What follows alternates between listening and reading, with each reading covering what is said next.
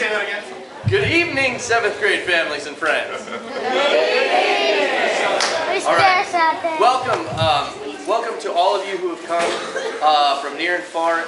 Just a word before we begin. The stage here is not your average stage. Most stages do this. This stage does that. It's perfectly square, which means it blocks off some people's field of vision. So if we don't mind getting cozier with one another, some people's field of view will be cut off towards these ends. So right around here is sort of the cutoff. I mean, you'll still be able to see most of it, even if you're at the very end. But if you want to get the full experience, you might want to get a little cozier. Say hi to your neighbor. We're all a community. All right.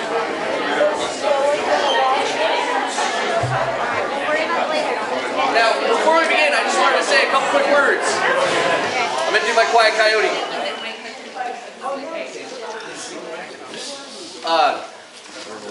We've been working on this play off and on for about 2 months, 2.5 months, and I've just been so amazed at what I've seen, some of the transformations that have taken place. And I'll say to you what I've said to my actors a number of times, that we don't need the costumes, we don't need all the lighting and the special effects. If my students were to come out here in their street clothes and do what they already know how to do, I think you'd still be amazed. They've really absorbed the stories, they've absorbed the language, they know the language, they can speak the language of Shakespeare, which at the age of 13 in the 7th grade doesn't happen all the time. And this wouldn't have been possible without the help of some really special people behind the scenes. I decided to really take my hands off the steering wheel for this, and so my job was sort of to wrangle and direct as broadly as I can with a really broad brush. But I appointed 2 assistant directors and a set and props director as well. And if it wasn't for those people, especially my 2 producers/directors, we've been arguing over title for 2 months. This really wouldn't be possible, and that's what I'm most proud of, is that this is really a student production. This is all them, and the ideas that they've come up with in terms of how to stage it, props and sets, they really think out of the box, and I couldn't be prouder. So if I could call Madison and Emily Salt out real quick, we can give them a hand.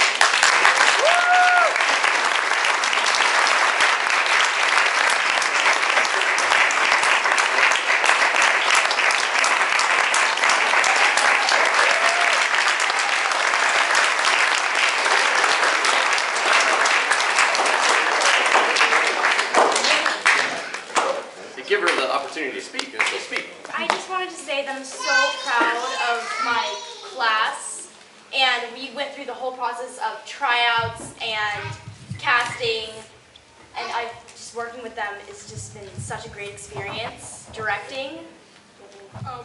I want to point out Emily Trumbull, who can't come out because she's getting ready to open the curtain, but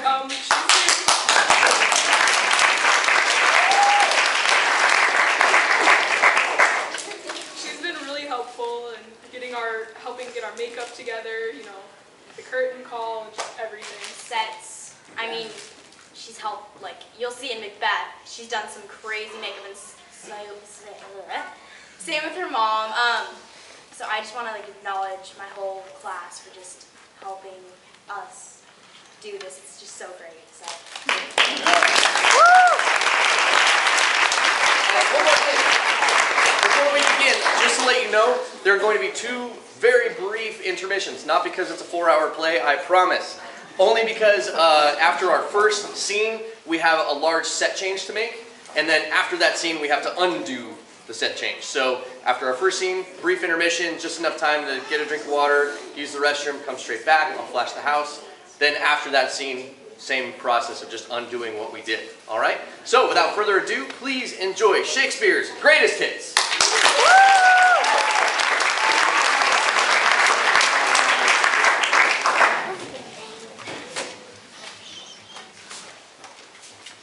Wow, Mrs. Baker makes the science stuff sound so important.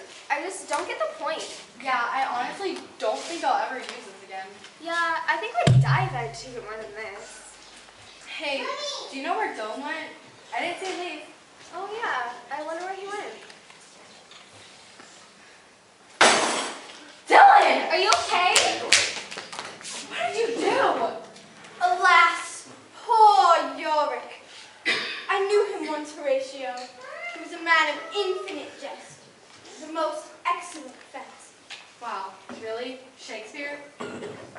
I apologize to the old Lauren.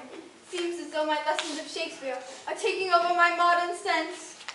What are you guys talking about? What's Wakespeare? You mean who's Shakespeare? I really don't care. Shakespeare was a magnificent man, mark you that, and wrote many a magnificent play. I quoted Hamlet, a play about a man named Hamlet, who was in deep sorrow over the death of his dear father and lover, Ophelia. Can you please stop talking like that now? It's getting really annoying. Sorry. Gosh. Anyways, he's super depressed and is asking some really unanswerable questions about life and death. So he goes to the graveyard and starts talking to some really interesting gravediggers who are debating whether or not to give Ophelia, his lover, a Christian burial. Wow, that's deep. Deep as a grave.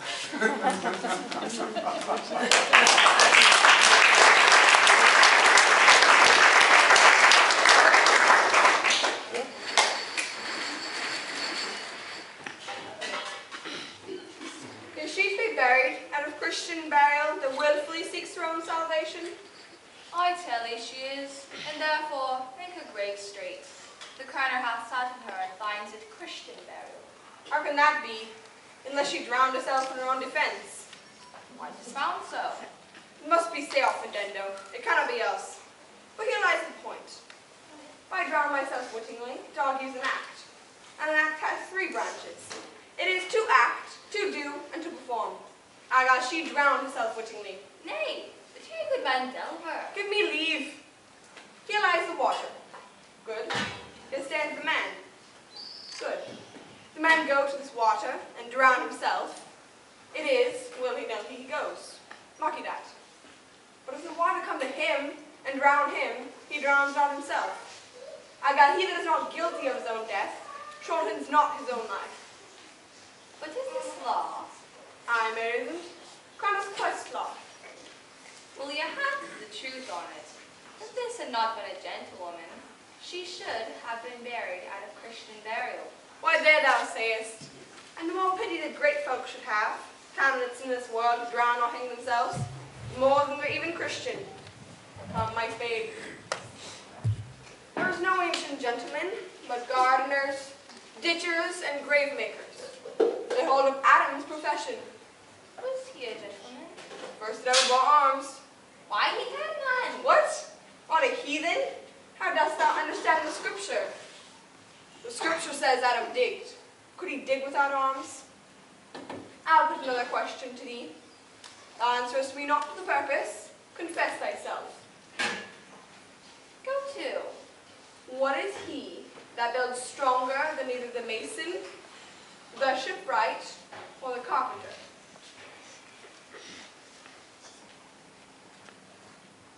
The gallows maker, that frame outlives 1,000 tenants. Ah, I like thy wit well. In good faith, the gallows does well. But how does it well? Does well to those that do in. Now thou dost ill to say the gallows is built stronger than the church. The gallows made well to thee. To it again, come.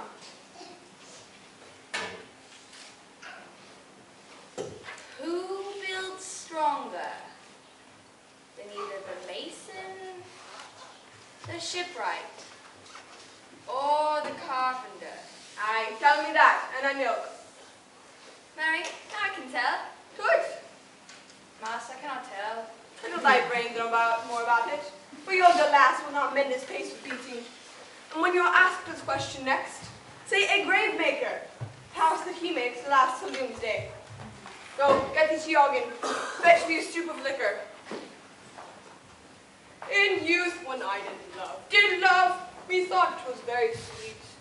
To contract with the time, for all my behoved, methought there was nothing meet.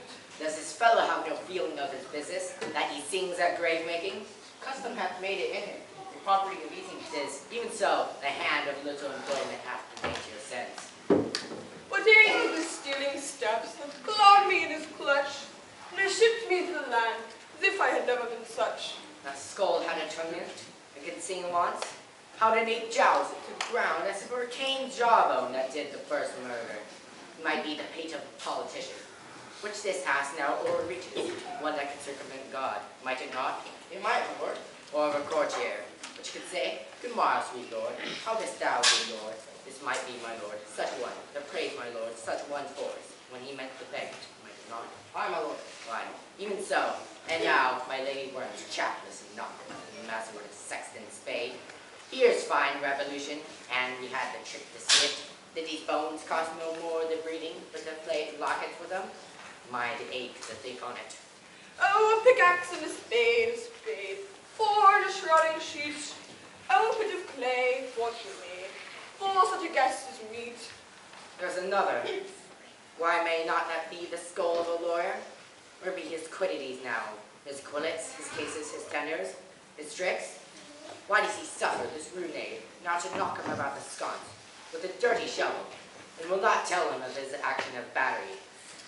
This fellow might be, in sign, great buyer than, with his statutes, his recognizances, his fines, his recoveries.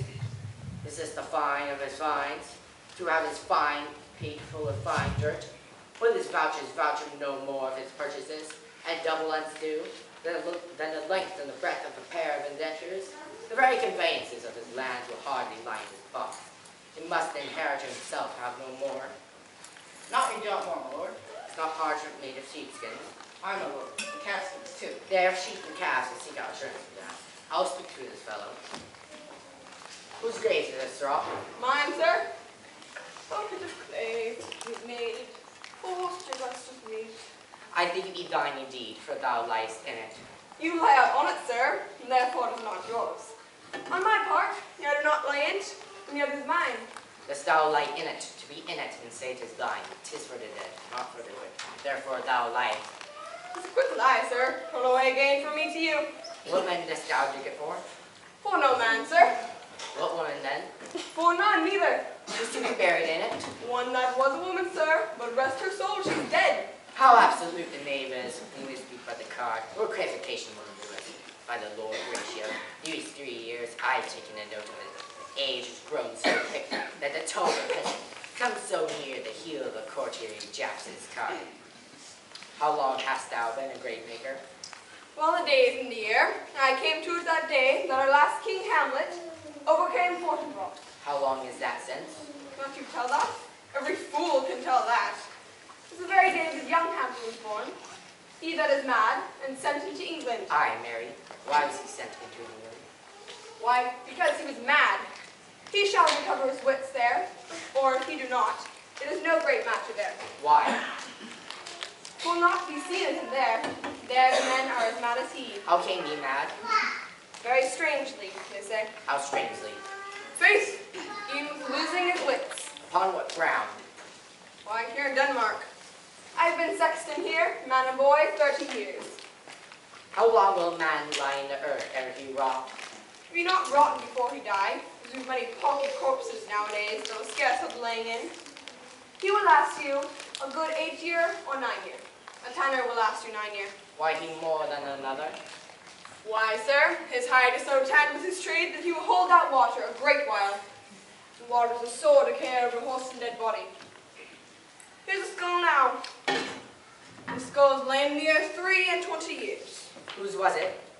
A horse and mad fellow's it was. Whose do you think it was? Nay, I know not.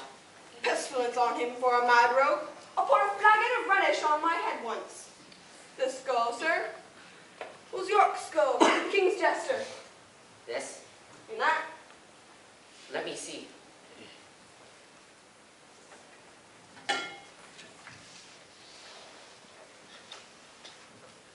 Alas, poor York. I knew him, Horatio, a man of infinite jest, the most excellent fancy. He hath borne me on his back 1,000 times, and now, how bored in my imagination it is. My gorge rims at it. Here hung those lips that I have kissed, I know not how oft. Here be your jibes now, your gambols, your songs, your flashes of merriment that were wont to set the table in a roar. Up one now to mock your own grinning. Quite chap fallen? Now, get you to my lady's chamber, and tell her, paint an inch thick into this favor she must come. Make her laugh at that. Prithee, Horatio, tell me one thing. What's that, my lord? Dost thou think Alexander looked at this fashion in the earth? And so? So. No. And so, my lord? What base uses may return, Horatio? Why may not imagination trace the noble dust of Alexander till he find it stopping upon hole? 'Twere to consider too curiously to consider so. No, faith, not to jot, but to fall thither with modesty enough. As thus, Alexander died, Alexander is buried, Alexander returneth the dust. Dust is earth, of earth we make low. Why that low? Earth he was converted, might they not stock a beer barrel? Imperious Caesar, dead, and turned to clay, might stop a hole to keep the wind away. Oh, that earth which kept the world in awe, to patch a wall to expel the winter flaw. But softly, softly, softly, here comes the king, the queen, the courtiers. Who is this they follow, with such maid rights? This doth betoken the course they followed, and with desperate hand for dotes. 'Twas of some sleep. Couch me a while, and mark.